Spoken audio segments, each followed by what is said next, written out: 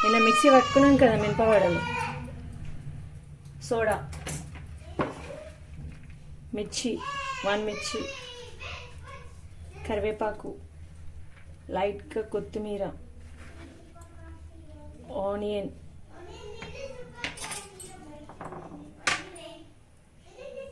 దంచి పెంచుకున్న అల్లం వెల్లుల్లి, జీలకర్ర. నిన్న సాల్ట్ వేసుకొని మిక్స్ చేసా, సో ఇప్పుడు ఇంతే.